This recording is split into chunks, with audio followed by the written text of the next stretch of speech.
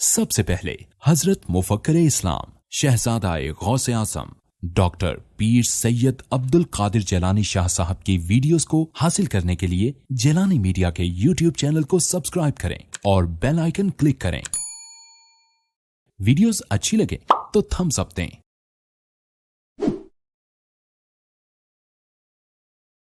الحمدللہ وکفا وسلام علی عباده الذین اصطفى خصوصا علی محمد المصطفى وعلى آلہ واصحابہ اولی الصدق والصفاء اما بعد فقد قال اللہ تبارک وتعالی جل جلالہ فی القرآن المجید والفرقان الحمید اعوذ باللہ من الشیطان الرجیم بسم اللہ الرحمن الرحیم واتبع سبیل من اناب الی وقال بعد من یشاقق الرسول من بعد ما تبین له الہدی ویتبع غیر سبیل المؤمنین نولہ ما تولی ونصلہ جہنم وساءت مصیرا صدق اللہ مولانا العظیم وبلغنا رسولہ النبی الکریم ونحن علی ذلک من الشاہدین والشاکرین والحمد للہ رب العالمین والصلاة والسلام علیک یا سیدی یا رسول اللہ وعلی آلک واصحابک یا حبیب اللہ والصلاة والسلام علیک یا سیدی یا رسول اللہ وعلى آلہ واصحابہ یا حبیب اللہ وعلیک یا سیدی یا رسول اللہ وعلى آلہ واصحابہ یا حبیب اللہ۔ حاضرین کرام، میں جانتا ہوں کہ رات کا بیشتر حصہ بیت چکا ہے، آپ لوگ تھکے ہارے ہیں، مگر آپ کے چہروں پر محبت کی جو جوانی نظر آ رہی ہے، اس سے بڑی حوصلہ افزائی ہو رہی ہے۔ سبحان اللہ۔ اور حضرت شاہ صاحب جیسا دانشور آدمی بول رہا ہو تو آدمی کی پوزیشن یہ ہوتی ہے کہ نہ ہاتھ ہے لگام پر نہ پا ہے رکاب میں۔ شاہ صاحب دور حاضر میں علم کا ایک سمندر ہے۔ شاہ صاحب نے اپنے اس مختصر بیان میں ہماری اطلاعات میں کافی قابل قدر اضافہ فرمایا ہے۔ میں نے حضرت امام ابو حنیفہ رضی اللہ تعالیٰ عنہ پر کچھ گفتگو کرنی ہے، لیکن میں اگر حضرت شاہ صاحب کے سارے بیان سے مطلع ہوتا تو پھر میں ان کی باتوں سے ہٹ کے باتیں کرتا، ممکن ہے کہ باتوں کا تکرار بھی آ جائے، کیونکہ میرے اور ان کے سورسز آف انفارمیشن، مصادر اطلاعات ایک ہیں، اس لیے معلومات میں پھر ڈپلیکیشن ہونا ممکن ہے، ممکن تکرار ہو جائے۔ بہرحال قرآن مجید میں سے دو موقع آپ حضرات کی خدمت عالیہ میں تلاوت کیے ہیں۔ ایک میں اللہ تبارک و تعالیٰ فرماتے ہیں واتبع سبیل من اناب الی، تو اس کی پیروی کر جو میری طرف جھکا ہوا ہو۔ سبحان اللہ۔ یہ ایک ایسا حکم ہے جو آپ کے لیے بھی ہے، میرے لیے بھی ہے۔ میں بھی اس کی طرف جھکنے کا، اس کی پیروی کرنے کا پابند ہوں جو بارگاہ خداوندی میں جھکا ہوا پایا گیا ہے۔ سبحان اللہ، سبحان اللہ۔ اور اسی طریقے سے پوری روئے زمین کے دانشور، پوری روئے زمین کے عوام اس بات کے پابند ہیں کہ اس آیت کی پیروی کریں۔ اور دوسرے جو میں نے آپ حضرات کی خدمت عالیہ میں موقع تلاوت کیا ہے، اس میں ہے من یشاقق الرسول، جو شخص رسول سے جھگڑا کرے، من بعد ما تبین له الہدی، بعد اس بات کے کہ اس پر ہدایت واضح ہو چکی ہے، وَيَتَّبِعْ غَيْرَ سَبِيلِ الْمُؤْمِنِينَ، اور مومنوں کا راستہ چھوڑ کے کوئی اور راستہ اختیار کرے، نُوَلِّهِ مَا تَوَلَّى، جدھر مڑا ہے امدری اس کو موڑ دیں گے، وَنُصْلِهِ جہنم، انجام کار اس کو جہنم پہنچا کے چھوڑیں گے، وَسَاءَتْ مَصِيرًا، اور وہ بہت برا ٹھکانہ ہے۔ یہ دو موقع آپ حضرات کی خدمت عالیہ میں عرض کیے ہیں۔ سبحان اللہ، سبحان اللہ۔ ان کے ضمن میں اگرچہ بے شمار آیات میری نگاہ میں اور بھی ہیں، لیکن اس وقت میں اتنا لیٹ پہنچا ہوں کہ میں کافی ندامت محسوس کرتا ہوں، لیکن اس میں میرا قصور کچھ نہیں، اچھے وقت میں چلے ہیں۔ لیکن راج صاحب بھی کہہ رہے تھے غالباً کو 50 برس ہو گئے ہوں گے اس ملک میں آئے ہوئے، لیکن 30 برس مجھے بھی ہو گئے ہیں۔ اتنا روڈ ورک ہم نے پوری زندگی میں اس ملک میں نہیں دیکھا۔ کافی دیر مختلف جگہوں پہ رکے ہیں۔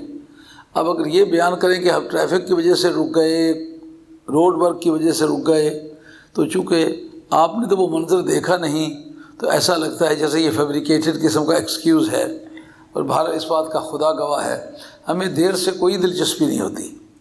اگر کہیں دیر ہو جاتی ہے تو اس کا سبب بنیادی طور پر میرے ہاں یہ ہوتا ہے، میں نے کچھ مقام مقرر کیا ہوتا ہے کہ اتنے تک مطالعہ کر کے چھوڑنا ہے، کیونکہ اس وقت معلومات ساری اکٹھی ہوئی ہوتی ہیں، ان کو کسی کنکلوژن تک پہنچا کے چھوڑنا ہوتا ہے، اور ساتھ ساتھ لکھتا جاتا ہوں۔ تو پھر جب وہ کام پورا نہیں ہوتا، اس وقت جو خیالات میں جو باتیں آ چکی ہوتی ہیں ان کو میں سمجھتا ہوں ایک مرتبہ منظر پہ لے آؤں، وہ میرے کمپیوٹر میں آ جائیں، تو اس کے بعد میں چھوڑوں۔ یہ میرا قصور سمجھے تو بھی ہے، اور اگر میرا دینی لالچ سمجھے تو بھی ہے، اور یہ میں اور دیر یہ میری ساری زندگی کے ساتھ ساتھ رہی ہے۔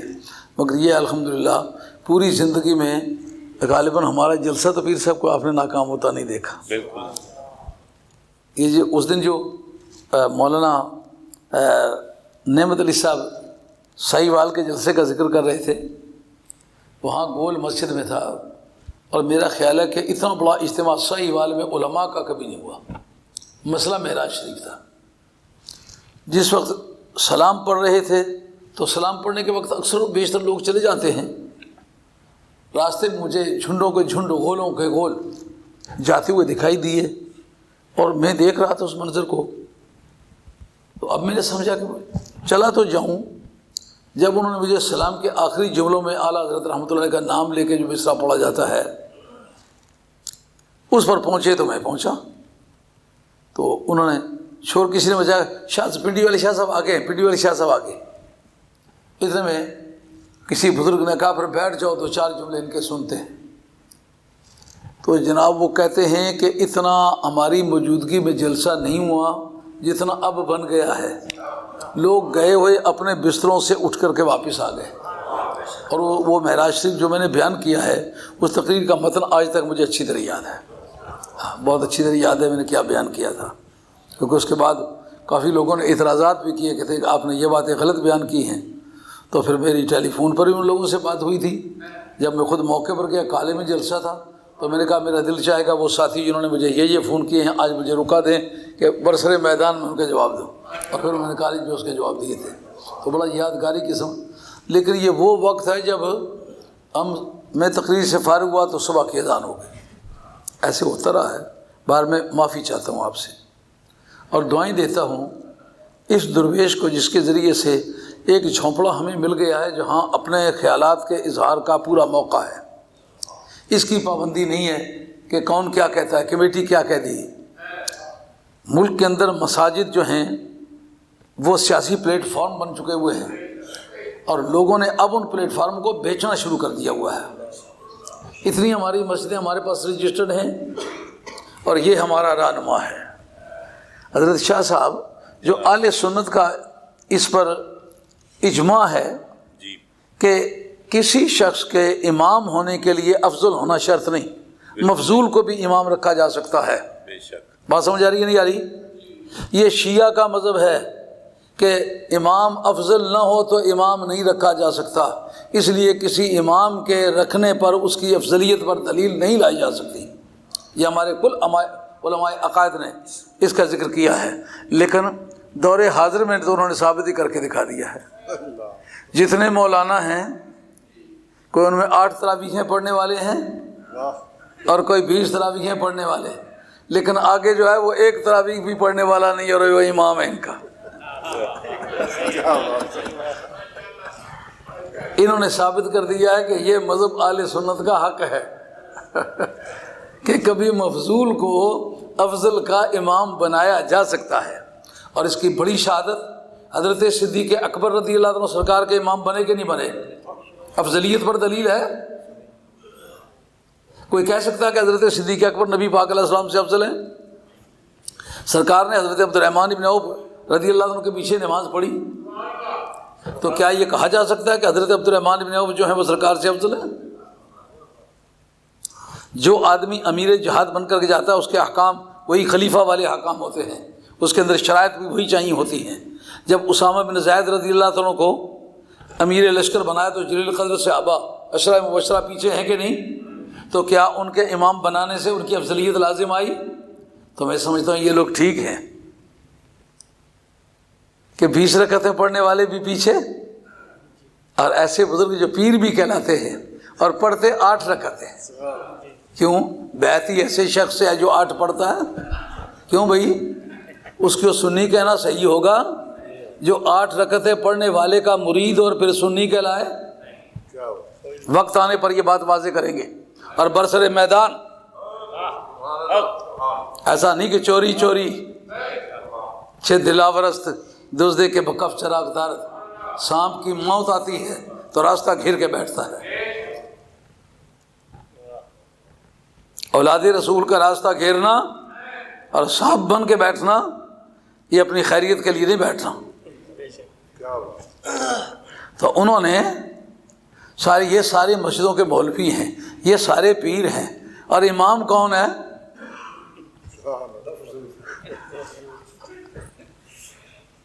کوئی 20 رکعتیں پڑھنے والے، کوئی 8 رکعتیں پڑھنے والے، امام وہ ہے جو ایک بھی رکعت نہ پڑھے۔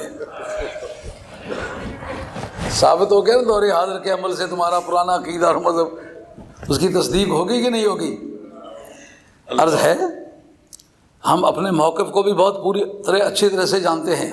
اللہ کا شکر ہے کوئی بات تو تخمینے سے نہیں کی کہ آج اس کی ندامت ہو۔ کتاب دیکھی ہے، بعد میں بات کی ہے، تو جب سابقہ پڑے گا تو یہ بات قوم پر کھل جائے گی کہ ہم اپنے تمام معاملات میں اللہ اور اس کے رسول اور والی بغداد کی نگاہ کرم سے ثابت قدم ہیں، اور اس کے لیے ہمارے پاس ثبوت موجود ہے۔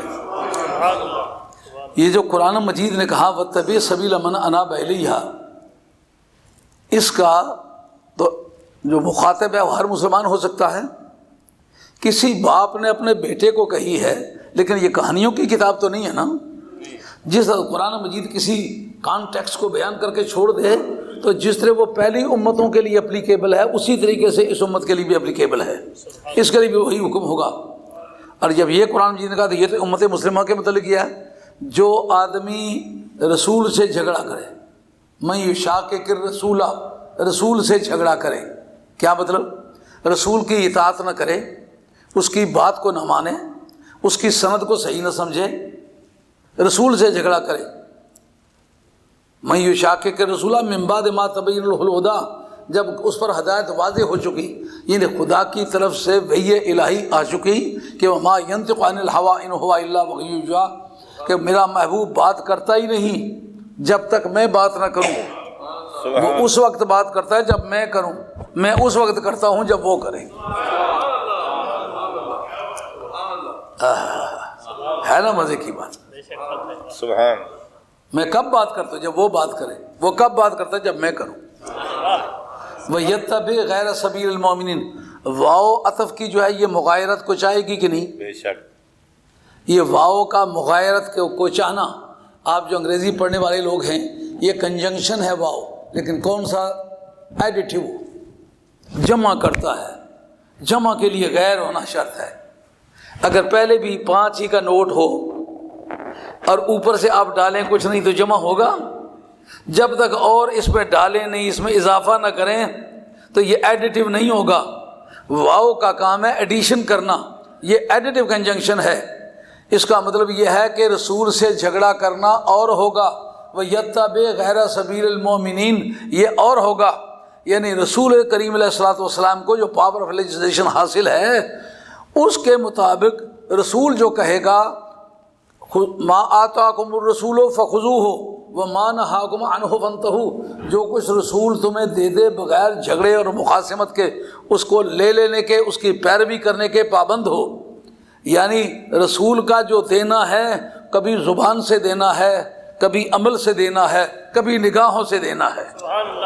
حدیث تقریری، اس کی نگاہ بھی قانون ساز ہو اسمبلیوں میں قانون بنے، اگر وہ کسی طرح ڈائریکٹو پرنسپل سے یا پرنسپلز آف پالیسی سے یا فنڈامنٹل رائٹ سے یا ہیومن رائٹ سے ریپگننٹ ہو جائے، تصادم کھا جائے، تو آپ اس کو سپریم کورٹ میں چیلنج کرتے ہیں، کہتے ہیں یہ قانون اس لیے قانون کی حیثیت نہیں رکھتا، اس کو بدلا جانا چاہیے کیونکہ یہ فلاں فلاں قاعدے سے تصادم رکھتا ہے۔ یعنی اسمبلی کا بنایا ہوا قانون 3 خواندگیوں سے پڑھا جا کر پھر بھی قابل چیلنج کے ہے، لیکن آئیے مدینے کے شہنشاہ کی نگاہ سے کوئی بات گزری ہے، کیا جناب ساری دنیا کے دانشور مل کے اس کے خلاف کوئی احتجاجی جلوس نکال سکتے ہیں؟ بالکل نہیں۔ کسی کورٹ میں اپیل کر سکتے ہیں؟ جس کی نگاہ میں قانون سازی کی وہ قوت ہو جو لاسٹ اینڈ فائنل ہو، جس کو اگر منسوخ کرے تو رب کرے، رب کے سوا اس کے منسوخ کوئی نہیں کر سکتا، اس کی قانونی بالادستی کا کوئی کہنا ہے؟ اس کے بعد کہا اسی سیاق میں، اس میں ایڈ کیا ایک اور چیز، رسول سے جھگڑا کرنا بعد اس بات کے کہ اس پر ہدایت واضح ہو چکی، وہ یتبع غیر سبیل المومنین، مومنوں کا راستہ چھوڑ کے اور لوگوں کا راستہ اختیار کرنا۔ اب وہ مومنوں کا جو راستہ ہے اس کی کیا تعریف ہے؟ مسلم شریف کے اندر حدیث موجود ہے، سرکار دو عالم صاحب فرمائیں ما رآہ المومنون ما رآہ المسلمون حسنا فہو عند اللہ حسن وما رآہ المومنون مسلمون سیئتا فہو سیئۃ عند اللہ سبحانہ وتعالی، یعنی جو جس چیز کو مومن اچھا سمجھیں وہ اللہ کی بارگاہ میں اچھی ہوتی ہے، جس کو مومن برا سمجھیں وہ اللہ کی بارگاہ میں بری ہوتی ہے۔ تو مسلم شریف کی اس حدیث کے مطابق مسلمان کے پاس بھی پاور آف لیجسلیشن ہے، یعنی جس وقت کوئی نئی بات نکلی تو اس وقت مسلمانوں کو یہ حق پہنچا، یہ کہیں یہ ٹھیک ہے، یہ کہیں یہ غلط ہے۔ آج تک یہ نئی باتیں جتنی بھی دنیا میں آئی ہیں جن کو آپ بدعت کا نام دیتے ہیں، بدعت کو پھر 2 حصوں میں تقسیم کرنا پڑا ہے۔ جو بات قرآن میں نہیں پائی گئی تھی، حدیث میں براہ راست نہیں پائی گئی تھی، کسی ضابطے کے تحت آتی تھی، براہ راست آئٹم وائز نہیں آتی تھی، اگر وہ کی گئی تو پھر اس کو چھوڑا گیا مومن کیا کہیں گے۔ بات سمجھ آ رہی ہے کہ نہیں آ رہی؟ سبحان اللہ۔ یعنی اس کو آپ لیگلائز کرنا چاہتے ہیں یا انویلیڈیٹ کرنا چاہتے ہیں، جائز کہنا چاہتے ہیں یا ناجائز کہنا چاہتے ہیں، تو آپ دیکھیں کہ قرآن مجید سے ناجائز کہنے کی اس کے پاس کوئی دلیل ہے؟ مثال کے طور پر مسجد نبوی میں پہلی مرتبہ جب محراب بنایا گیا، بنانے والے حضرت عبدالعزیز عمر بن عبدالعزیز تھے، تو اس کے موقع پر تابعین کا زمانہ ہے، اکا دکا صحابی اس وقت ان کی وفات ہوئی ہے، ان کی وفات ہو جاتی ہے اور باقی تابعین کا زمانہ ہے، تو تابعین کے زمانے میں ان کو یہ تو حق پہنچتا ہے، یہ بات ہمارے علماء عقائد نے لکھا ہے کہ جو تابعین ہیں علم کے اعتبار سے صحابہ پر سبقت رکھتے ہیں۔ میں حیران ہوا یہ جملہ سن کر کے، علماء عقائد نے لکھا، کہا علماء صحابہ کرام کے پاس علم تعلم کے زیادہ وسائل نہیں تھے اور اس وقت معاشی غربت تھی، مدرسے قائم نہیں ہو سکے، اس کے بعد مدارس قائم ہوئے، وہ موقع تابعین کو ملا ہے، اس لیے وہ علم میں سبقت رکھتے ہیں۔ گو میں اس سے اتفاق نہیں رکھتا، لیکن یہ بات ہمارے علماء عقائد نے لکھی ہے، بر وقت ضرور پیش کر سکتا ہوں۔ اچھا، اگر بقول ان کے وہ علم میں زیادتی رکھتے تھے تو مجھے یہ بتائیں کہ انہوں نے اس کو ریجیکٹ کیا یا ایکسیپٹ کیا؟ آج تک جو آپ کے پاس یہ محراب بنا ہوا نظر آتا ہے جس میں کھڑے ہو کر کے مولانا نماز پڑھتے ہیں، قرآن سے کوئی دلیل لائیں، نہیں لا سکتے، حدیث سے کوئی دلیل لائیں، نہیں لا سکتے۔ اب کس سے دلیل لائیں گے؟ ما رآہ المومنون ما رآہ المسلمون حسن فہو عند اللہ حسن، جس چیز کو مسلمان اچھا سمجھیں وہ اچھی ہوتی ہے۔ اب جناب اس کے سوا کوئی دلیل نہیں ہے آپ کے پاس کہ یہ محراب ہے، نہ اس کا قرآن میں ثبوت ہے نہ اس کا حدیث میں ثبوت ہے۔ حضور علیہ السلام نے کبھی محراب نہیں بنایا، خلفائے راشدین نے کبھی محراب نہیں بنایا، اب بنایا گیا ہے۔ اب آپ کو فیصلہ کرنا ہوگا، آپ کس ذریعے سے فیصلہ کریں گے؟ دیکھیں گے ویجیلنس آف پیپل، لوگوں کی گرم نگاہی، کیونکہ حدیث رسول پاک سے من رآ منکم منکرا فلیغیرہ بیدہ فإن لم یستطع فبلسانہ فإن لم یستطع فبقلبہ فذلک اضعف الایمان کما قال علیہ الصلوۃ والسلام۔ اگر وہ کسی بدی کو دیکھیں اور وہ اس کو اپنے ہاتھ سے انہیں روکنا چاہیے، اگر اپنے ہاتھ سے نہ روک سکیں تو پھر اپنی زبان سے برا کہیں، اگر زبان سے نہ برا کہہ سکیں تو پھر دل سے انہیں برا کہنا چاہیے۔ دل سے برا سمجھنا چاہیے. لیسا وراء ذالک خبۃ خردل من الایمان، اس کے پرے جائیں تو ایمان کا ایک دھیلا بھی، رائی کا دانہ بھی نہیں بچتا. اس قاعدے کے مطابق اس کو اچھا یا برا کہنے کے پابند تھے کہ نہیں تھے؟ بالکل تھے. اب جناب ان کی پاور آف لیجسلیشن کو اگر آپ نہ تسلیم کریں کہ وہ اس بات کے بااختیار تھے تو آپ کو محراب اکھاڑنا پڑے گا، کیونکہ محراب کے بارے میں آپ کے پاس قرآن حدیث میں کوئی دلیل نہیں ہے. اب جس وقت کے پوری روئے زمین پر کعبہ شریف میں، مسجد نبوی میں یہ جتنے محراب بنے ہیں سرکار کے بعد بنے ہیں، خلفائے راشدین کے بعد بنے ہیں، اس کے پاس پاور آف لیجسلیشن کہاں سے لائے ہیں؟ وہ جو سرکار نے مومنوں کو دی تھی کہ میرے بعد مومن جس کو اچھا سمجھیں گے وہ اچھا ہے. اب امام ابو حنیفہ کی امامت پر، امام مالک کی امامت پر، امام شافعی کی امامت پر، امام احمد بن حنبل کی امامت پر اتنے مسلمانوں کا اکٹھا کہ سوائے بے ایمانوں کے ان کو ناپسند کسی نے نہیں کیا. اب میں مثال طور پر امام ابو حنیفہ رضی اللہ عنہ کا مقلد ہوں، لیکن حضرت امام شافعی کے جوتے مل جائیں سر پہ رکھ لو. حضرت امام مالک کی خاک راہ مل جائے سرما بنا کے آنکھوں میں لگا لو. امام احمد حنبل کی گرد راہ مل جائے تاج سکندری سے زیادہ افضل سمجھوں. میں مقلد ایک کا ہوں لیکن معتقد سب کا ہوں. اسی طرح ائمہ اربعہ کے جتنے بھی مقلدین ہیں وہ سارے کے سارے ائمہ کے اسی طرح معتقد ہیں. اب جو کچھ وہ کیا ہے انہوں نے اس کے بارے میں ما رآہ المؤمنون حسنا فهو عند اللہ حسن. تو جتنی بھی فقہ ہے، جتنا بھی اجتہاد ہے، جتنا وہ ان کا دینی کام ہے، اس کو تمام عالم اسلام نے اپریشیٹ کیا ہے. اس کا مطلب یہ ہے اس کو جو چھوڑ کے نیا راستہ اختیار کرے گا وہ جہنم کا راستہ ہموار کرے گا. بے شک رہ جاتی ہے یہ بات. ان کو یہ قبول عام کا ملنا یہ تو ایک سند ہوئی شرع میں. بے شک یہ کہنا کہ جی ان کو لوگوں نے اچھا سمجھ لیا ہے، اگر تو ڈنڈے کے زور سے اچھے بن جاتے پھر تو اور بات تھی، کسی کو پیسے دے کے اچھا کہلواتے پھر تو اور بات تھی. دنیا کا سب سے بڑا استعمار جو دنیا میں گزرا ہے وہ بنو امیہ کا گزرا ہے. اس کے بعد سب سے بڑا استعمار جس کو امپیریلزم کہتے ہیں، رومن امپائر سے بھی بڑا اور پرشین امپائر سے بھی بڑا. یہ ہمارے سیاسیات کے ماہرین کے انالیسز ہیں. وہ کہتے ہیں سب سے بڑا امپیریلزم تاریخ انسانی میں جو گزرا ہے وہ بنو امیہ کا ہے اور بنو عباس کا ہے. اس دور میں وہ موافقت میں تھے کہ مخالفت میں تھے؟ اللہ، یہ بات دیکھنے والی ہے. ہاں ٹوڈیز جو ہوتے ہیں نا گورنمنٹ کے خوشامدی، ان میں ہوتے کوئی تعریف کرتا بات اور تھی، ان کے مخالف دھڑے پر یکا و تنہا اس طرح کھڑے ہیں جس طرح ننگی تلوار ہے، اور آخر وقت تک خم نہیں کھایا. ایسی حالت میں ان کی مقبولیت کی وجہ بتلاؤ. جتنے تعلیمی ادارے ہیں وہ دوسروں کے پاس ہیں، جتنے سرکاری مالی وسائل ہیں وہ دوسروں کے پاس ہیں، سرکاری عہدے دوسروں کے پاس ہیں. امام ابو حنیفہ رضی اللہ عنہ کو قضا پیش کی گئی. آپ کو شاید یہ بات اطلاع میں ہو یا نہ ہو کہ عالم اسلام میں اگر چیف جسٹس کا وجود ہوتا تو سرکار کے زمانے میں ہوتا. سرکار نے ججز بنائے ہیں، چیف جسٹس کوئی نہیں بنایا. اگر یہ کوئی ضروری بات ہوتی صدیق اکبر رضی اللہ عنہ جو پوری امت سے افضل ہیں وہ بناتے. اگر ان کے زمانے میں نہیں تھا، بہت حکومت پھیل گئی تھی جناب فاروق اعظم رضی اللہ عنہ کے زمانے میں، انہوں نے چیف جسٹس نہیں بنایا. عثمان غنی رضی اللہ عنہ کے زمانے میں بے شمار فتوحات ہوئی افریقہ کے علاقے، یہ مغاربات سارے اسی ضمن میں آتے ہیں.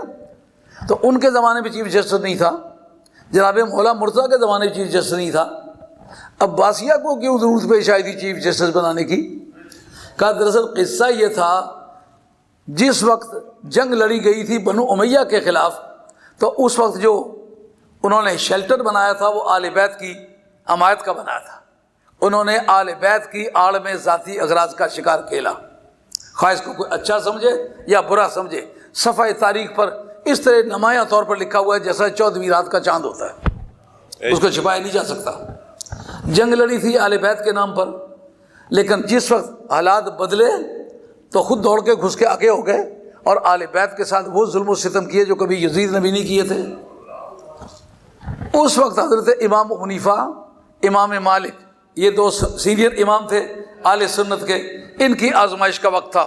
اس وقت پتہ چلنا تھا حق اور باطل کا نقطۂ اعتدال کیا ہے، نقطۂ امتیاز کیا ہے، کس پر چل کر کے یہ فیصلہ ہوتا ہے حق پر کون ہے، باطل پر کون ہے۔ آپ نہیں کہہ سکتے باقی جتنے علماء تھے وہ قرآن نہیں جانتے تھے، قرآن جانتے تھے، حدیث جانتے تھے، اور دیگر علوم جو متعلقہ تھے وہ جانتے تھے، مگر یہ کیا وجہ ان دونوں کو کیوں لوگوں نے امام سمجھا؟ امام ابو حنیفہ رضی اللہ عنہ کے جو استاد تھے، استاد بلا وجہ تو نہیں تھے نا، ان کو کیوں امام نہیں سمجھا؟ حضرت امام مالک رحمۃ اللہ علیہ کے پڑھانے والے بھی اس زمانے میں زندہ تھے، ان کو امام کیوں نہیں سمجھا؟ بنیاد کیا بنے گی؟ اہل حق بیٹھے ہوئے ہو، 4 ہو کہ 4000 ہو، اس سے میری بحث نہیں، جتنے آئے ہوئے انشاءاللہ آپ کا وقت ضائع نہیں ہوگا، ایک مرتبہ دل پہ اس بات کو لگا کے دیکھیں اور مدینے والی سرکار کی بارگاہ میں اپنے آپ کو حاضر پا کے سمجھیں، اور دیکھیں خاتون جنت اور مولا مرتضیٰ، شہیدان دشت کربلا، حضرت والی بغداد خواجہ معین الدین چشتی اجمیری، سید بہاؤالدین نقشبند شہنشاہ بخارا، داتا گنج بخش علی اجمیری، یہ ایک انجمن ہے جس کے سامنے آپ کھڑے ہیں۔ آپ اپنے دامن دل کو تھام کے ذرا فیصلہ کریں اور بتائیں کہ اس وقت معیار حق کیا تھا۔ یہ معیار حق تھا کہ قرآن کون بہت جانتا ہے؟ کہا قرآن اگر شیطان بھی بہت جانے تو ہم اس کو بزرگ تو نہیں مانیں گے، اگر منافقین کے زمرے قرآن مجید کو بہت اچھی طرح جانیں ہم ان کو بزرگ تو نہیں مانیں گے۔ کیا خیال ہے؟ وہ 16,000 یا 18,000 قرہ، یہ قاری کا لفظ جو ہے آج فن قرات کے ماہرین کے لیے استعمال ہوتا ہے، لیکن دور صحابہ میں قراء کا لفظ جو استعمال ہوتا تھا قرآن مجید کے جاننے والوں کے لیے استعمال ہوتا تھا۔ اسی لیے جنگ یمامہ میں قراء کے مارے جانے کا ذکر ہے، وہ صرف تلفظ ہی ان کا اچھا نہیں تھا بلکہ قرآن مجید کا فہم، اس میں ان کو امتیاز تھا۔ قرآن مجید کا سیاق و سباق، ناسخ و منسوخ کی تمیز، اور محکم و متشابہ کا فرق، مبہمات و مبینات کا فرق، مبہم اور مفسر کا فرق، یہ سب وہ اتنا بہتر جانتے تھے دوسرا کوئی نہیں جانتا تھا۔ تو اس مناسبت سے یہ سمجھنا ہوگا کہ قاری کا لفظ کس معنی میں استعمال ہوتا تھا۔ قاری کا لفظ جیسا آج مولانا استعمال ہوتا ہے نا، مولانا حضور کے زمانے میں استعمال نہیں ہوتا تھا۔ مولانا کا لفظ جو ہے بڑی مدت کے بعد استعمال ہوا ہے۔ اس زمانے میں مولانا کہنے بجائے، علامہ کہنے کے بجائے، مولوی صاحب کہنے کے بجائے قاری صاحب کہتے ہیں۔ تو وہ 16,000 تھے یا 18,000 خارجی، وہ سارے مولانا تھے؟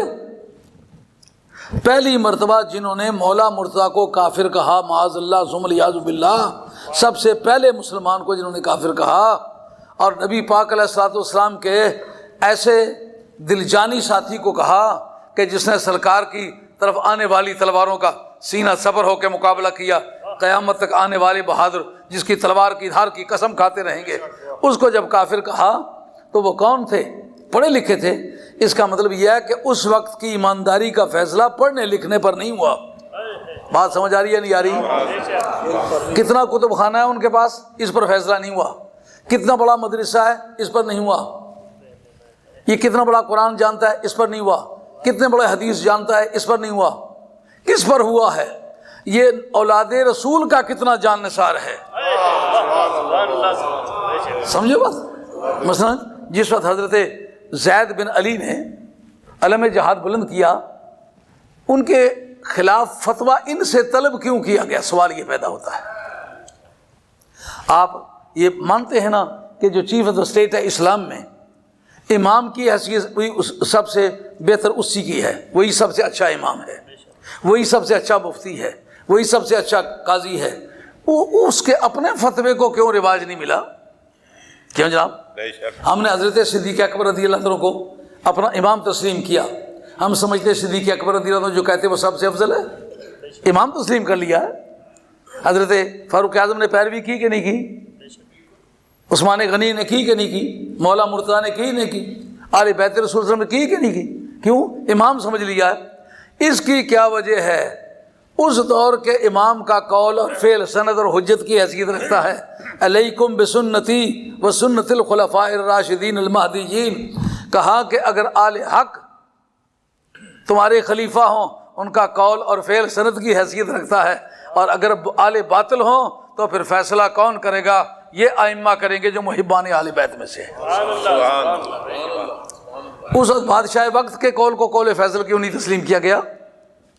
اس کی قضا کو کیوں لاسٹ اینڈ فائنل ڈیسیجن نہیں تسلیم کیا گیا؟ فتوے کی کیوں؟ یہ آپ نے ضرور ایک مرتبہ غور کرنا ہے۔ سربراہ مملکت موجود ہے، وہ کہتا ہے یہ باغی ہے، قوم اس کو باغی کیوں نہیں کہتے؟ ان کا اولاد رسول کا جو باغی ہے اس کا حکم ہم ماننے کے لیے تیار نہیں ہے، تو فیصلہ کس کا مانیں گے؟ جو اولاد رسول کا، خاندان نبوت کا وفادار ہے۔ اس لیے حضرت امام ابو حنیفہ کی ضرورت پڑی۔ کیوں؟ پیچھے سے ان کا شجرہ اس طرح چلا آ رہا ہے۔ علامہ ولی الدین تبریزی رحمۃ اللہ علیہ نے لکھا ہے کہ ایک مرتبہ جناب حیدر کرار شیر خدا رضی اللہ ساری کا وضو فرمانے لگے، پانی گرم ملا، ایک کم عمر بچہ جس کا نام ہے ثابت، اس نے پانی تیار کیا ہوا ہے۔ پوچھتے ہیں یہ تم نے گرم کیا؟ جی میں نے گرم کیا۔ یار چھوٹے سے بچے ہو تو اس عمر میں تو بچے کے لیے جاگنا مشکل ہے، کوئی علی کے لیے جاگنا کیا مشکل ہے؟ وضو علی کرے، میں کتنا خوش نصیب ہوں، پتہ نہیں گنبد نیلو فری اس منظر کو دوبارہ دیکھے گا کہ نہیں دیکھے گا۔ مولا مرزا کو پیار آیا، فوضع یدہ علی ظہرہ فقال، آپ نے ان کی پشت پہ ہاتھ رکھ کے، ہاتھ علی رکھے اور دعا علی کرے، شہر مدینہ طیبہ ہو، وقت سحری کا ہو، اور رکھے کس کی پشت پر؟ جو امام ابو حنیفہ کا ابا جی ہے۔ فدعا لہ بالبرکت وفی ذریتہ، جا تیرا بھی بیڑا پار اور تیری اولاد کا بھی بیڑا پار۔ تکبیر، نعرہ رسالت، نعرہ حیدری، جشن امام اعظم، حضور مفکر اسلام۔ اب آپ اگر حنفی ہیں تو آپ کو حنفیت کا جو نقطہ امتیاز ہے اس کو سمجھنا پڑے گا۔ یہ بڑی بددیانتی ہوگی، نام امام ابو حنیفہ کا لینا، مزاج خارجیوں والا رکھنا۔ حضرت امام ابو حنیفہ رضی اللہ عنہ سے جب فیصلہ پوچھا گیا، جیسا کہ شاہ صاحب نے فرمایا، جواب میں علامہ مومن مصری شبلنجی رحمۃ اللہ علیہ نے نور الابصار فی مناقب اہل بیت النبی المختار کے اندر لکھا ہے، کہتا ہے آتیتہ 30,000 درہم، میں نے اس کو 30,000 درہم دیے ہیں، وہ انا من شیعتہ، یہ الفاظ ان کے۔ علامہ مومن مصری شبلنجی ایک سنی مولویوں میں دہشت گردوں کی جماعت ہے، ان کو فکریات کا دہشت گرد کہنا چاہیے، دور حاضر میں ایسے دہشت پھیلاتے پھرتے ہیں۔ اندازہ کریں، وہ علامہ مومن مصری شبلنجی چوٹی کا شافی اور سنی ہے، اور تمام علماء اہل سنت نے، ہمارے بڑے سے بڑے بزرگوں نے ان کا نام لیا ہے اور ان کی کتاب کے حوالہ جات درج کیے ہیں۔ تو دور حاضر کے دانشوروں نے کہا وہ شیعہ ہے۔ یار یہ دہشت گردی نہیں ہے تو کیا ہے؟ کون کون شیعہ ہے؟ جی امام بہقی شیعہ ہے، جی حضرت حاکم شیعہ ہے، امام نسائی شیعہ ہے، امام ترمذی شیعہ ہے۔ اس کا مطلب سنی تم اور تمہارے ساتھ کے خارجی جو ہیں وہ صرف سنی ہیں، باقی سارے شیعہ ہی شیعہ ہیں۔ حضرت امام ابو حنیفہ سنیوں کا بادشاہ ہے کہ نہیں؟ لیکن آل بیت کے دھڑے کا ہے کہ نہیں؟ معلومات جو آل بیت کے دھڑے کا نہیں ہے وہ سنی ہے ہی نہیں۔ میں 30,000 درہم دیے۔ یہ وہ وقت ہے جناب کہ جس وقت ماں اور بیٹے میں جدائی ہوتی ہے، ماں نہیں کہتی یہ میرا بیٹا ہے، مرید نہیں کہتا یہ میرا پیر ہے، پیر نہیں کہتا یہ میرا مرید ہے۔ یہ ایسا مشکل وقت ہے۔ آپ نے مارشل لا کے ڈنڈے برستے اپنی آنکھوں سے دیکھے نہیں کہ دیکھے؟ لیڈروں کو اپنے ووٹروں سے جدا ہوتا دیکھا کہ نہیں دیکھا؟ عدالتوں میں جھوٹی قسمیں کھاتے دیکھا کہ نہیں کہ میرا اس جماعت سے کوئی تعلق نہیں؟ واہ امام ابو حنیفہ، تیری غیرت پہ قربان، تیری جواں مردی پہ قربان۔ دراصل بلڈ وائز اتنے بڑے بلند بلڈ کا آدمی ہے کہ آپ کو ماننا پڑے گا کہ امام حنیفہ ہی حنیفہ ہے۔ کتنے مشکل وقت میں، جبکہ ان کے خلاف جنگ چل رہی ہے اور فتویٰ ان سے مانگا جا رہا ہے۔ فتویٰ مانگنے کی وجہ بتا دی ہے کہ بادشاہ کا فتویٰ نہ چلے تو اس کا مطلب یہ ہے کہ فقیروں کے ید بیضا کو پھٹی ہوئی آستین میں تلاش کیا جا سکتا ہے۔ بادشاہ وقت ہے، اس کا حکم نہیں چلتا، ایک فقیر گدڑی پوش کا حکم چل رہا ہے جن کی دلوں پر حکومت ہے۔ اس جگہ انہوں نے واضح طور پر کہا کہ نہیں میں ان کی جماعت میں سے ہوں، میں ان کا مرید ہوں۔ اب اس سے کیا پتہ چلا کہ حضرت امام حنیفہ رضی اللہ تعالیٰ عنہ اپنی رائے کو چھپانے والا آدمی نہیں ہے۔ حضرت سید زید بن علی کو، یہ امام زین العابدین کے بڑے صاحبزادے ہیں اور کربلا شریف کے بعد پہلے اپوزیشن لیڈر یہی ہیں۔ کربلا کے واقعے سے وہ معاملہ ختم نہیں ہوا، وہاں سے وہ خاندان نبوت کی جو عشق و محبت کی آگ تھی وہ بھڑکتی چلی گئی، اس کو کوئی دبا نہیں سکا، نہ وہ بجھ سکی۔ اس وقت آپ کو مار کے شہید کر کے چوراہے میں ٹانگ دیا، ننگا کر کے، تاکہ صبح کے وقت لوگ ان کو ننگا دیکھیں۔ تو اس پر میرے پاس اتفاق سے یہ کتاب میرے پاس ہی رہ گئی، حالانکہ میں مطالعہ کرتے کرتے چھوڑ آیا تھا، اب دیکھا میری گاڑی میں، خدا اس کی بہتر جانتا ہے کہ ممکن اس کی ضرورت پڑ جائے۔ اس کے اندر لکھا ہے کہ 4 سال تک وہ لاش ٹنگی رہی۔ کہتے جی بڑے نیک آدمی تھے، فلاں اللہ علیہ فلاں اللہ علیہ، اور جنہوں نے خاندان نبوت کا خون پیا ہے وہ اللہ علیہ کیا ہے؟ اندازہ کریں 4 سال تک تاریخ انسانی میں کسی ظالم سے ظالم آدمی نے بھی ایسا سلوک کسی راہ جاتے راہی کو کے ساتھ بھی کیا ہے؟ کلمہ جس نبی کا پڑا ہے اس کی اولاد کو چوراہے میں ٹنگا ہے۔ لیکن دیکھیے قدرت کے کارنامے کہ آ کر مکڑی نے راتوں رات جالا تن دیا۔ ری مکڑی تجھے کس طرح پتا چلا یہ کون ہے؟ علامہ زرقانی نے اس موقع پر لکھا جب غار کا موقع تھا تو سرکار دو عالم علیہ السلام اندر تشریف لے گئے، مکڑی نے راتوں رات جالا تان دیا۔ مکڑی جانتی ہے وہ سید الانبیاء ہے اور یہ سید الانبیاء کا لختے جگر ہے، وہاں بھی جالا تاننا میرا کام تھا، یہاں بھی جالا تاننا میرا کام تھا۔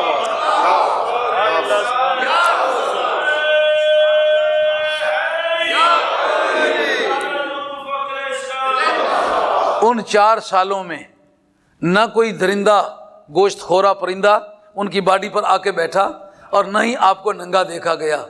اس کا مقصد یہ ہے جن کو یطاع رقم تطہیرہ کا سرٹیفکیٹ مولا نے دیا ہے وہ مولویوں سے چھینا جا سکتا ہے؟ وہ بادشاہوں سے چھینا جا سکتا ہے؟ وہ منکروں سے چھینا جا سکتا ہے؟ نہیں، اس کو کوئی نہیں چھین سکتا۔ اس کی حیثیت بڑی امتیازی حیثیت ہے اور وہ قائم رہے گی۔ اب اس کے بعد یہ حضرت شاہ صاحب نے واقعہ بیان کیا حضرت سید ابراہیم کا۔ یہ سید عبداللہ میز کے دونوں صاحبزادے ہیں۔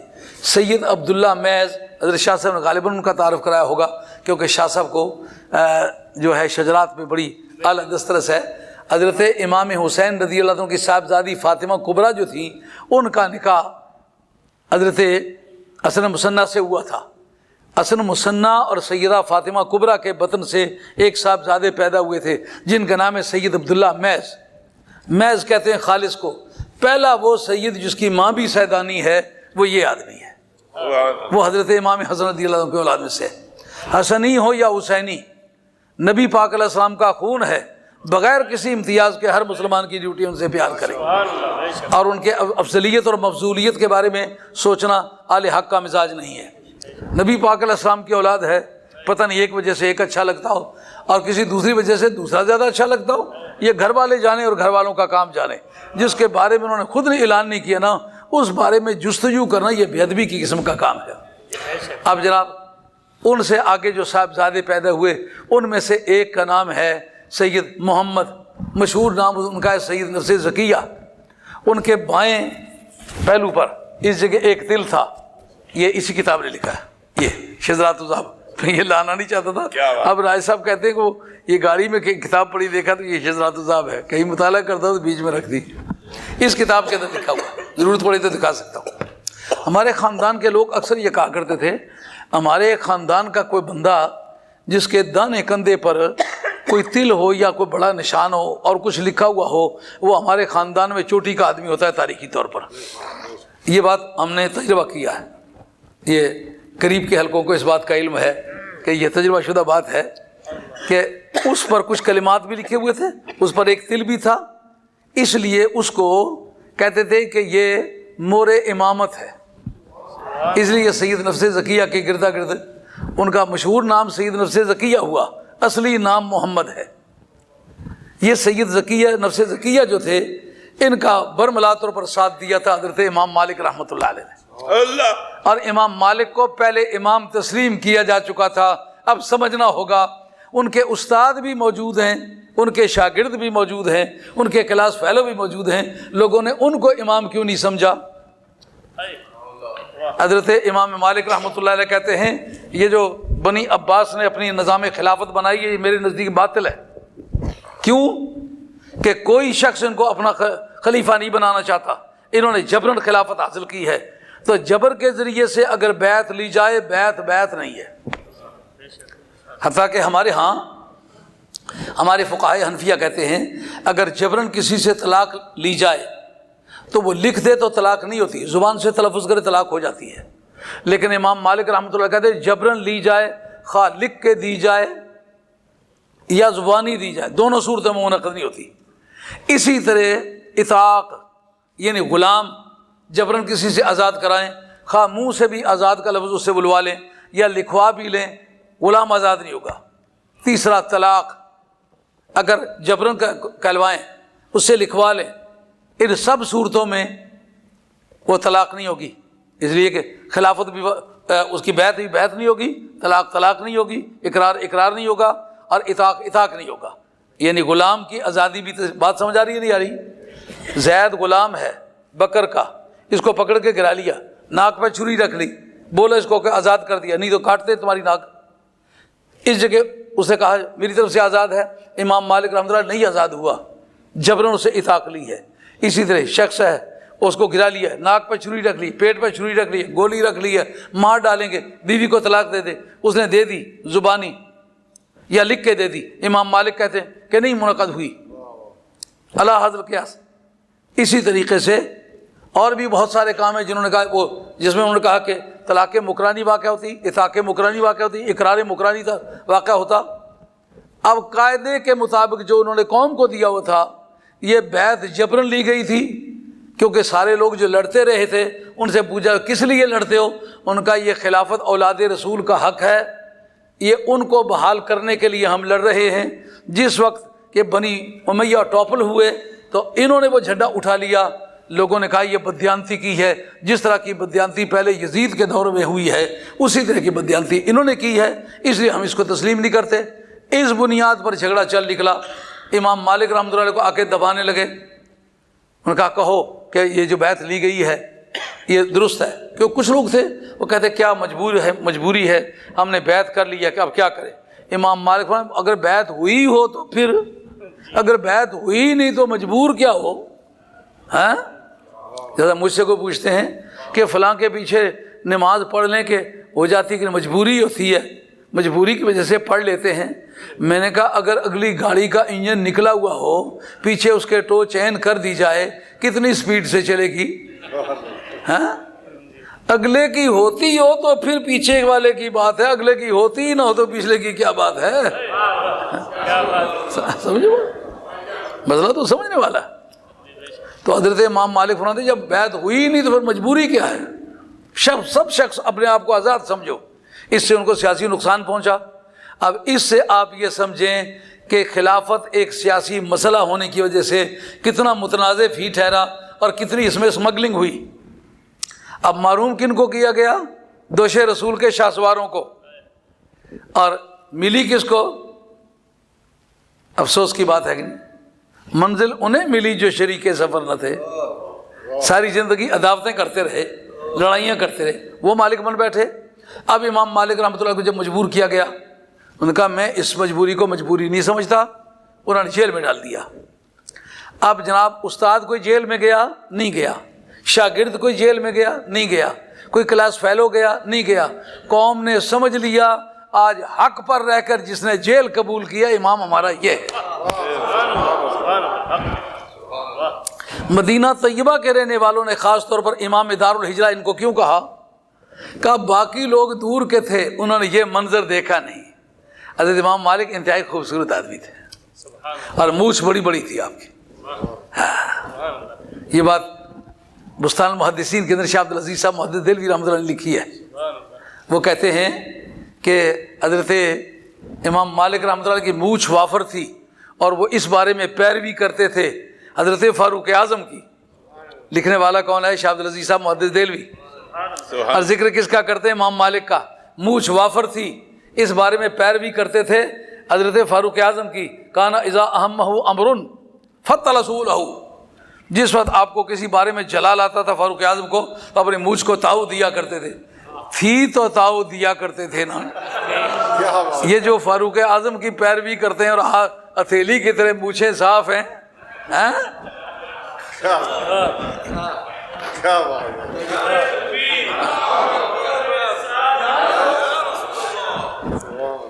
وہ کہتے ہیں ہم حضرت عبداللہ بن عمر کی پیروی کرتے ہیں رضی اللہ تعالیٰ۔ خلیفہ حضرت عمر ہیں، عبداللہ ابن عمر نہ خلیفہ ہیں نہ کسی سلسلہ تعلیمات کے پیشوا ہیں، صحابی رسول ہیں، لاکھ بار سلام، کروڑ مرتبہ سلام، مکثرین میں سے ہیں، چوٹی کے محدث ہیں، لیکن پیروی ہم خلیفہ کی علیکم بسنتی و سنت الخلفاء الراشدین المہدیین، پیروی کس کی کریں گے؟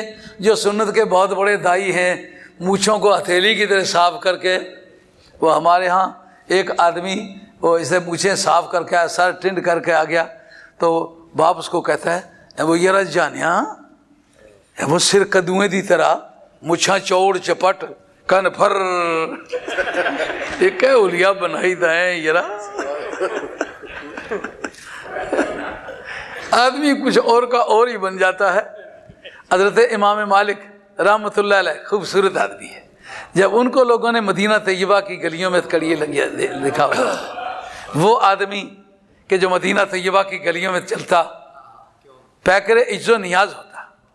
اللہ، ایک مرتبہ گھوڑے پر سوار جا رہے، آپ گھوڑوں کے تاجر تھے، شاہ صاحب فرما رہے تھے کاروبار کے بارے میں، ان کا کاروبار گھوڑوں کی تجارت تھا۔ ماشاءاللہ، آپ سوار ہیں تو اچانک خیال آیا مالک تو گھوڑے پر سوار چل پھر رہا ہے، ممکن ہے سرکار یہاں سے پیادہ گزرے ہوں۔ فوراً جست لگا کے نیچے آ گئے۔ 18 گھوڑے استبل میں تھے۔ اس کو قاضی ایاز صاحب نے کتاب شفا کے اندر لکھا ہے، کہتا 18 کے 18 گھوڑے صدقہ کر دیے۔ کہا مولا کریم جو تیرے محبوب کے شہر میں گھوڑے پر سوار پھرا ہوں، آج تیری بارگاہ میں سچے دل سے معافی چاہتا ہوں، یہ صدقہ قبول کر لے اور وہ میرا گناہ معاف فرما دے جو تیرے محبوب کے شہر میں گھوڑے پر سواری کی۔ جاتے جاتے ایک دن جوتا پہنا ہوا خیال آیا، ممکن ہے سرکار یہاں سے بغیر جوتے کے گزرے ہوں یا جوتے سمیت ہی گزرے ہوں، سرکار کا نالینے پا یہاں پڑے ہوں تو میرا وہاں جوتا آ رہا ہے۔ اسی وقت جوتا اتارا۔ کہا مولا کریم جب تک دنیا میں زندہ ہوں اب جوتا دوبارہ محبوب کے شہر میں نہیں پہنوں۔ جن گلی کوچوں نے حضرت امام مالک رحمۃ اللہ علیہ کے عشق و محبت کی یہ رواداریاں دیکھی ہوں گی، اسی شہر کے اندر یہ رسوائی ہتھکڑیاں لگی ہوئی ہوں، تجویز ہوئی کہ کسی دوسرے شہر میں لے جاؤ۔ انہوں نے کہا یار اتنی مہربانی کرو کہ مجھے کسی دوسرے شہر میں نہ لے جاؤ، مجھے یہیں رہنے دو۔ پکارے کوئی دھتکارے کوئی دیوانہ سمجھ کے مارے کوئی، میں بن کے بھکاری پھرتا پھروں طیبہ کے بڑے بازاروں میں۔ یہ امام مالک کی سنت تھی جس کو بعد میں آل اللہ نے اپنی زندگیوں میں اس کو دہرایا۔ انفاس العارفین شاہ ولی اللہ صاحب محدث دہلوی کی کتاب ہے، وہ فرماتے ہیں میرے والد صاحب نے شیوخ مدینہ سے استفادہ کیا، ان میں ایک شیخ تھے جن کا نام تھا عبد النبی کشاشی، کشاشی کہتے ہیں کباڑیے کو، نام تھا عبد النبی۔ اب دور حاضر میں معاہد کہلانے والے عبد النبی نام ہی رکھنا حرام سمجھتے ہیں۔ عبد النبی یہ ہے نام، اور وہ اپنے وقت کے عظیم ترین ولی اللہ ہیں اور لکھوں کھا اولیاء اللہ نے ان سے ولایت میں استفادہ کیا۔ ان کے گردا گرد بندے جو اکٹھے ہو گئے، یہ بندوں کا اکٹھا ہونا بھی مولانا بڑا عذاب ہے۔ یہ ہمارے دشمن بھی جو کافی لوگ بنے ہیں نا، وہ اس وجہ سے نہیں بنے کہ ہمارے انہیں نقطۂ نگاہ سے اختلاف ہے۔ خود ذکر کرتے ہیں 11ویں ساری لے کے یہ کھا گئے۔ اب 11 ہمارے باپ کی ہیں، اگر وہ ہمیں کسی نے دی ہیں اس میں کیا حرج ہے؟ ہم تمہارے باپ کی وراثت کبھی لینے کے لیے تیار نہیں ہوئے۔ اگر ہمارے باپ کی کوئی چیز ہے، یہ صفحہ 57 میں اسماعیل دہلوی لکھتا ہے، کہتا ہے مجھے 11ویں سے اور خاتون جنت کے نذرانے سے کوئی اختلاف نہیں، میں کہتا ہوں خود پکا کے کھاتے کیوں ہو؟ جن کی ماں کا نذرانہ ہے، جس کے باپ کا نذرانہ ہے، ان کو دو نا، وہ پکوائیں یا چھوڑے۔ یہ یہ صراط مستقیم کے اندر لکھا ہے، میں حیران ہوا اس کی یہ بات پڑھ کے۔ سچ نکل جاتا ہے. تو اس طرح لوگوں کو جیسے ابن جوزی نے سرکار بغداد رضی اللہ عنہ کے گھر پھل آتے دیکھے, چھلکے باہر پڑے ہوئے دیکھے, قریب اس کا گھر تھا, انہوں نے کہا اتنے یہ کھا گئے. یاد ہے کہ وہاں گجرات وغیرہ میں جیل میں تقریر کے لیے جایا کرتا تھا, تو ایک شخص آیا کرتے تھے وہاں, وہ ایک اچھے بزرگوں کے ساتھ ان کا خاندانی تعلق تھا, نام نہیں لیتا, بے ادبی ہے, تو وہ ان کو نعت کوئی نہیں پڑھنے دیتا, کہ نعت پڑھنے کا کوئی طریقہ نہیں آتا تھا. میں ان بزرگوں کے نام کی وجہ سے کہتا میں یار اس کو 2-4 مصرے پڑھنے دو, 2-4 پیسے اس کو ہو جائیں گے, دعائیں دیں گے. وہ کہیں ایک آدمی نعت پڑھ رہا ہے, اس کو پیسے بڑے نہ وہ پیچھے کرو, لٹ کے کھا گیا وہ. اب اس سے کوئی دشمنی نہیں تھی, وہ جو اس کو نذرانے مل رہے تھے اس کی دشمنی تھی. ایسے کہتے جی غوث پاک کی اولاد ہیں, غوث پاک کی 11ویں کھاتے ہیں. بھائی غوث پاک کی اولاد ہیں, 11ویں کھاتے ہیں, جرم کیا کرتے ہیں؟ حضرت امام مالک رحمۃ اللہ علیہ کے گردا گرد بھی بے شمار مخلوق تھی, اور وہ جیسے عبد النبی کشاشی ہیں ان کے گردا گرد بھی کافی دنیا اکٹھی ہوئی. ان کو جناب پابند کیا گیا کہ آپ مدینہ طیبہ میں رہ نہیں سکتے. ان کا یار مدینہ شریف سے نہ نکالو, کوئی اور سزا مجھے دے دو. ان کا پھر مدینہ طیبہ میں کوئی معزز کام نہیں کر سکتے. ان کا یہ ٹین ڈبے گتے جو گلیوں میں پڑے ہوئے ہوتے ہیں, یہ یہاں کے سویپر صاف کرتے ہیں, اگر یہ میں سارے اکٹھے کر لوں اس بات تو تمہیں کوئی اعتراض نہیں. ان کا بندے تیرے پاس آئے, ان کا بندوں کو منع کرو, پولیس کو لگا دو, میرے پیچھے کوئی نہ آئے. اب جناب اس پر وہ راضی ہو گئے. اب وہی آدمی جو اپنے وقت کا رئیس الاولیاء ہے, لکھو کھا اولیاء اللہ نے جسے استفادہ ولایت کیا ہے, آج دیار پاک مدینہ میں جھاڑو مارتا پھرتا ہے. پکارے کوئی دھتکارے کوئی, دیوانہ سمجھ کے مارے کوئی, میں بن کے بھکاری پھرتا پھروں طیبہ کے بڑے بازاروں میں. انہوں نے بھرتی کر لیے چند بندے. یہ کون لکھتا ہے؟ شاہ ولی اللہ صاحب محدث دہلوی. آپ کی کتاب انفاس العارفین, نام ہے عبد النبی کشاشی. استفادہ کس نے کیا؟ ان کے والد صاحب شاہ عبد الرحیم صاحب نے. معلومہ عبد النبی نامی سے استفادہ کرتے ہیں شاہ عبد العزیز صاحب کے دادا, شاہ اسماعیل دہلوی صاحب کے پردادا, شاہ عبد الغنی صاحب کے دادا, شاہ عبد القادر صاحب دہلوی کے دادا, شاہ ولی اللہ صاحب محدث دہلوی کے ابا جی. استفادہ کرتے ہیں کس سے؟ عبد النبی سے. یہ رونقیں ان کی دیکھی ہوئی تھی لوگوں نے. اب لوگوں کو پیچھے ہٹتے نہیں تھے.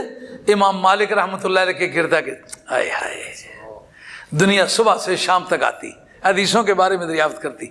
آپ حدیث بیان کرتے, ہر نئی حدیث کے لیے نیا غسل فرماتے. کہا بیٹھ جا, مجھے تیاری پکڑنے دے, مجھے پسینہ آیا ہوا ہے, بو آ رہی ہے, سرکار کی بات کرنی ہے, مجھے خوشبو لگانے دے. اندر جا کے نہاتے, نئے کپڑے پہنتے, اور خوشبو میں بس کے تیار ہو کے آ کے چوکھٹ پر بیٹھتے.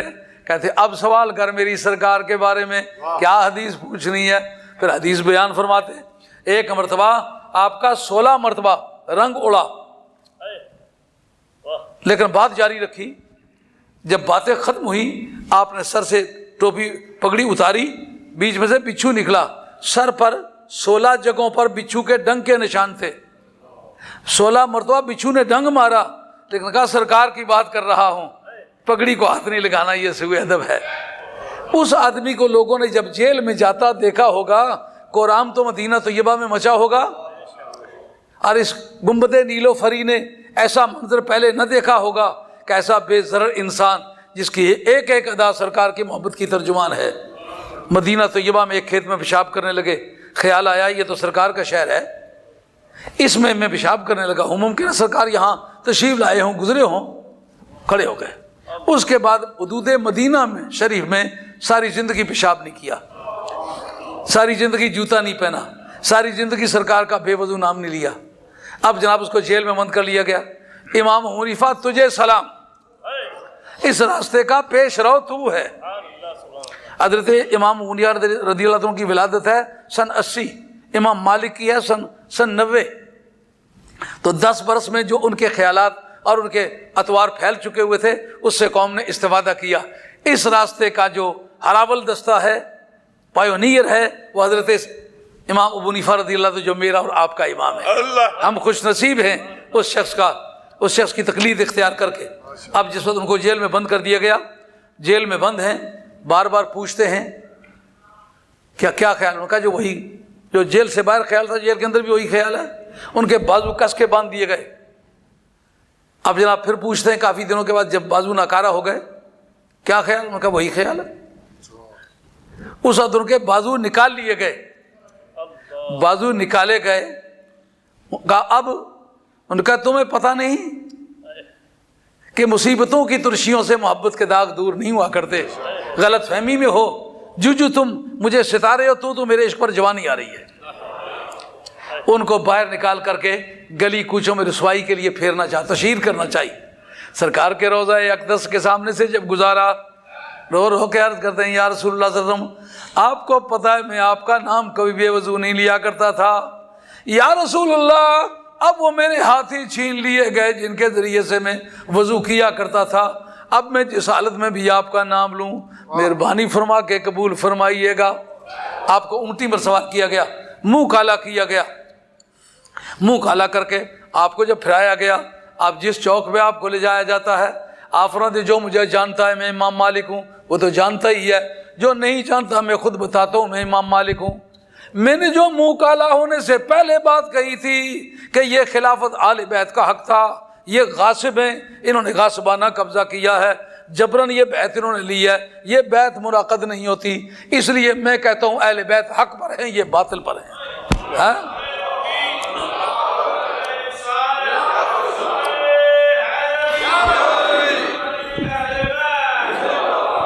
اب کتنی بڑی آزمائش سے گزرے، آل بیت کی محبت کے ترازو پہ پورے اترے، قوم نے آج تک ان کو امام مانا نہیں مانا۔ بے شک حضرت امام حنیفہ جن کے لیے چیف جسٹس کی پوسٹ ریز کی گئی تھی، ان کا جو دشمنان آل بیت کا قلمدان ہے، اس پر بیٹھ کے میں فیصلے کروں تو فیضی زندگی کو جس کا کلمہ پڑا اس کا وفادار ہوں، میرا باپ جس کی گود میں پلا میں اس کا وفادار ہوں۔ اور امام حنیفہ رضی اللہ عنہ کے متعلق یہ جو بہت سارے تذکرہ نگاروں نے بتلایا لکھا ہے کہ وہ بنی تیم کے غلام تھے، ان کو آزاد کیا گیا۔ اس پر گفتگو کی ہے الجواہر المدیہ فی الطبقات الحنفیہ نے، انہوں نے کہا یہ کیکاؤس کی اولاد میں سے کیا نہیں ہیں جن کو گکھڑ کہتے ہو، یہ اس برادری کے آدمی ہیں۔ اور یہ بات بول قلندر رحمۃ اللہ علیہ کی سوان حیات میرے پاس فوٹو اسٹیٹ موجود ہے، اصل کتاب وہ نہیں ملتی، اس کے اندر بھی لکھا ہوا ہے کہ حضرت ابو علی قلندر جو تھے وہ بھی امام حنیفہ رضی اللہ عنہ کے اولاد میں سے تھے۔ یہ انور علی شاہ صاحب لولابی جن کو شاہ جی کہہ کے بلاتے ہیں، یہ سادات میں سے نہیں ہیں۔ اکابر دیوبند کے نام سے کتاب لکھی گئی ہے، میرے پاس پنڈی موجود ہے، جس کے اندر یہ بات موجود ہے کہ یہ امام حنیفہ کی اولاد میں سے ہے۔ یہ خاندان غلامہ نہیں ہے، یہ ایک کیانی خاندان جو کہ خسرو، کہ کباد، کہ جمشید، کہ سیاوش، کہ تیماسب، کہ لرواسب، یہ ان بادشاہوں کے خاندان میں سے ہیں۔ معمولی آدمی ہوتا تو اتنا دھڑکا سہ سکتا تھا؟ نہیں۔ حضرت امام حنیفہ رضی اللہ تعالیٰ کو اس پر درے مارے گئے۔ پورے روئے زمین پر جتنی اسلامی حکومت ہے، سب سے بالادستی جوڈیشری میں جس کو حاصل ہوتی ہے اس کا نام چیف جسٹس ہے۔ قواعد کے مطابق اگر بادشاہ فیصلہ کر دے، چیف جسٹس کے کورٹ میں قابل اپیل ہے۔ چیف جسٹس فیصلہ کر دے، بادشاہ کے کورٹ میں قابل اپیل نہیں ہے۔ ان کا تحف بھیجتا ہوں ایسے قلمدان پر جس قلمدان نے خاندان نبوت کو حقوق سے محروم کیا ہے۔ ایسا قلمدان استعمال کر کے میں اللہ تعالیٰ کی بارگاہ میں نہیں جانا چاہتا، وہ امام حنیفہ ہے۔ آپ کا سب سے جو امتیازی کردار ہے وہ آپ کا اہل بیت سے وفا ہے۔ اور جس وقت حضرت امام یوسف ان کے امام بن گئے تو امام حنیفہ رضی اللہ عنہ نے ان کی طرف چند سوال، گھنٹہ پورا ہو گیا جی، میں باقی یہ جو آج کے سوالات ہیں انشاءاللہ کل وہاں عرض کروں گا کہ وہ امام قاضی بنے، چیف جسٹس بنے، لیکن امام حنیفہ رضی اللہ عنہ راضی ہوتے تو پھر سوال کیوں لکھتے؟ ناراض تھے کہ پڑھایا تمہیں میں نے، پیسے تم پر میں نے خرچ کیے، کپڑے میں نے دیے، جوتے میں نے دیے، تمہارے گھر والوں کو خرچہ میں نے دیا، لیکن میں نے تم سے وصول تو کچھ نہیں کرنا تھا۔ ہائے، بلڈ بھی کوئی چیز ہے۔ وہ ساری محنت میں نے اس لیے کی تھی کہ تم جا کر کے آل بیتل کے دریوزہ گھر بنو گے، تم نے یہ ظلم کیا ہے، اس لیے آپ نے سوالات لکھ کے بھیجے، ایک بھی حل نہ کر سکے۔ انشاءاللہ تعالی کل اس کی تفصیل آپ سے عرض کروں گا۔ وما علینا الا البلاغ المبین واخر دعوانا الحمدللہ رب العالمین، الصلاۃ والسلام علی رسول الکریم۔ اگر خواب کی بحث ہوتی تو کفار انکار ہی نہ کرتے. کفار کا انکار بتاتا ہے کہ جسمانی ہوئی ہے. سب سے افضل ابو بکر ہے، اس کے بعد عمر ہے، اس کے بعد عثمان ہے، پھر اس کے بعد علی. وہذا قول الجمہور.